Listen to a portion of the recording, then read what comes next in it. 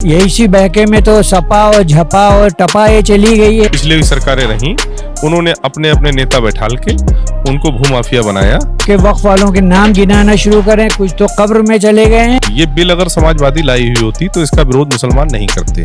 उन्हें बस गुमराह करो, लड़ाई करो, दंगे करो, भड़काओ। ये तो बहुत अच्छा कदम है मोदी जी का कि जो इन्होंने ये कानून बनाया है।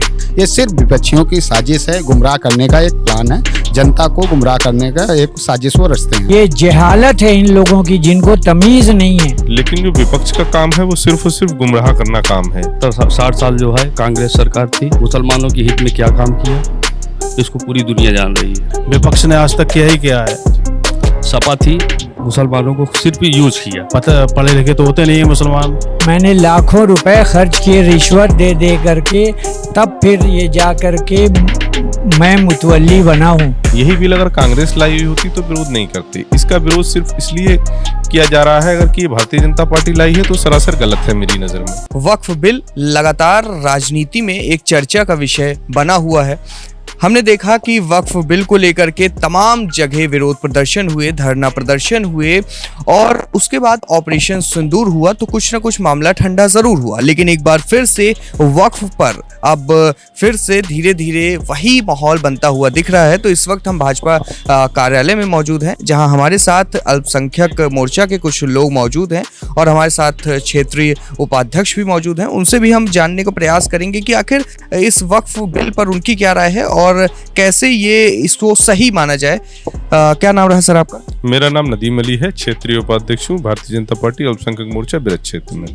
हमने देखा वक्फ बिल को लेकर के देश भर के अंदर जो तमाम मुसलमान हैं वो इस चीज विरोध प्रदर्शन कर रहे हैं और कह रहे हैं कि ये आने से अब कहीं ना कहीं हमारी जमीनें भी ले ली जाएंगी। ऐसा है, जो भी बिल आया है उसको सबसे पहले तो मेरी यही राय है, कोई भी हो जो इसका विरोध कर रहा है उसको पढ़ना चाहिए, उसको समझना चाहिए उसमें क्या है चेंजिंग। जो दो प्रकार का वक्फ होता है, एक अलल औलाद, एक अलल अल्लाह। तो जिसमें जो अलल औलाद वाला है और जो अलल अल्लाह वाला है, खेल कहाँ पे हो रहा है? खेल यहाँ पे हो रहा है जो हमारी संपत्ति है बुजुर्गों की। उसमें क्या काम होता था कि हमने अपनी संपत्ति, जिसके मेरे कोई औलाद नहीं है तो मैंने अपनी संपत्ति अलल अल्लाह कर दी कि मेरे बस्ती में जो गरीब लोग हैं ये मदरसा, कोई मस्जिद ऐसा कुछ कायम हो सके। उस पर क्या काम हुआ, जो पिछले भी सरकारें रहीं उन्होंने अपने अपने नेता बैठाल के उनको भूमाफिया बनाया और इसी ही कानून के चेंजिंग लाने की आवश्यकता है। इसीलिए ये मोदी जी गरीबों का हक गरीबों तक लाने के लिए ये बिल पास किया गया है। हमने देखा कि ऐसा तो नहीं हो सकता ना कि देश भर के तमाम जो मुसलमान हैं वो कहीं ना कहीं भ्रमित हो रहे हों। तो उनके लिए कुछ ऐसा बताइए कि वो ये ठीक तरीके से समझ सकें कि जो ये बिल आया है ये हमारे लिए एक अच्छी चीज़ है और हमें इससे फ़ायदा ही मिलेगा। देखिए, ये बिल अगर समाजवादी लाई हुई होती तो इसका विरोध मुसलमान नहीं करते। यही बिल अगर कांग्रेस लाई हुई होती तो विरोध नहीं करते। इसका विरोध सिर्फ इसलिए किया जा रहा है अगर कि ये भारतीय जनता पार्टी लाई है तो सरासर गलत है मेरी नज़र में। कोई भी चीज़ आई है, जैसे कोई बिल हो या कोई कानून बनाया गया तो सबसे पहले उसको पढ़ना चाहिए और समझना चाहिए, उसके बाद ही कुछ टिप्पणी करनी चाहिए।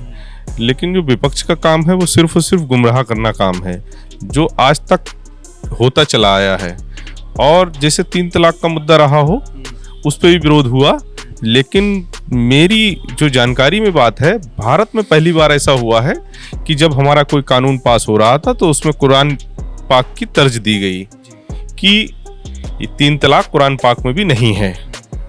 तो ऐसी तमाम चीज़ें हैं जो वक्फ बिल पे चिल्ला रहे हैं कि 2 हिंदू आ जाएंगे तो क्या हो जाएगा। अरे तमाम अदालतों में हिंदू बैठे हैं, SDM हिंदू हैं, DM हिंदू हैं, थानेदार हिंदू हैं, तो किसके साथ अन्याय कर दे रहे हैं? देश का सर्वोच्च न्यायालय हो या प्रदेश का उच्च न्यायालय हो, बहुत से जगह हैं, सर्व समाज, सभी संप्रदाय, सभी जाति, सभी मसलक के लोग रहते हैं। उसमें ये कहे कि सिर्फ हिंदू इसमें शामिल हो जाएंगे तो फैसला सही नहीं है। ये सिर्फ विपक्षियों की साजिश है, गुमराह करने का एक प्लान है, जनता को गुमराह करने का एक साजिश वो रचते हैं। इसके पूर्व में भी जो बिल आया था, जो कानून बने भारतीय जनता पार्टी की सरकार द्वारा बनाया गया, चाहे वो राज्य में हो या देश के अंदर हो, उसमें सब में ये अड़चन पैदा करना, जनता को गुमराह करना, ये इनका मेन काम है। इसलिए कि मतलब मुसलमान हमारी तरफ आकर्षित हो, हमारी बात को समझे। विपक्ष ने आज तक किया ही क्या है, सिर्फ एक मतलब सबको गुमराही किया है एक तरीके से। मुसलमानों को मान लो पता पढ़े लिखे तो होते नहीं है मुसलमान, उन्हें बस गुमराह करो, लड़ाई करो, दंगे करो, भड़काओ। इंसान पढ़ना तो जानता नहीं है, बस के ये गलत है वो गलत है।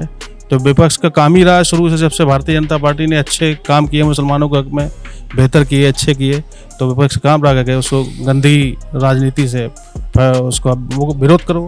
65 60 साल जो है कांग्रेस सरकार थी, मुसलमानों के हित में क्या काम किया इसको पूरी दुनिया जान रही है।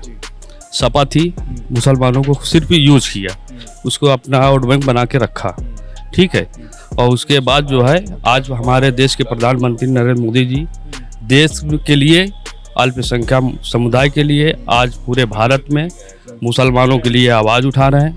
आज उनके लिए सारा जो है मुसलमान उनके साथ है और इंशाल्लाह जो है रहेंगे। कि मैं तो इतना दुखी हूँ, बड़ी मुश्किलों से मैंने लाखों रुपए खर्च किए रिश्वत दे दे करके, तब फिर ये जा करके मैं मुतवल्ली बना हूँ। बहुत रिश्वत देना पड़ा। ये जितने भी वहाँ पे इंस्पेक्टर थे, आज गया उनको इंस्पेक्शन कराया अपनी प्रॉपर्टी का, उसके बाद ये आके फ़ौरन ट्रांसफ़र हो जाता था इन लोगों का, फिर दूसरे को लेके जाता था, फिर तीसरे को लेके जाता था। और सीतापुर जाना, खैराबाद आना जाना, समझे अब हज़ारों रुपए का ख़र्चा होता है पेट्रोल गाड़ी का। फिर उनको जब ले जाओ तो 10,000 रुपये उनको दो, फिर दूसरे को 5,000 रुपये दो। यही करता रहा जब से मैं रिटायर्ड होकर आया। मैं विदेश में रहा हूँ और यहाँ पे बड़ी परेशानियाँ हैं। ये तो बहुत अच्छा कदम है मोदी जी का कि जो इन्होंने ये कानून बनाया है, और बहुत ही बेहतरीन है। मैं तो बहुत ज़्यादा खुश हूँ कि भाई कम से कम मेरी प्रॉपर्टी, मैं मुतवल्ली होने के नाते मैं वलल औलाद मुतवल्ली हूँ, और इन लोगों ने मेरी और प्रॉपर्टी थी उसको भी वक्फ में जोड़ दिया। इस तरह से इन लोगों ने बेईमानी की है।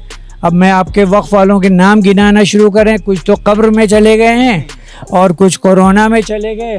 मैं जब से रिटायर्ड होकर के आया हूँ, ओमान में मैं था, यही सब परेशानियाँ झेल रहा हूँ। मैं तो बहुत खुश हूँ कि मोदी जी ने कम से कम ये एक बेहतरीन काम मुसलमानों के लिए किया है, और बहुत ही ज़रूरी है।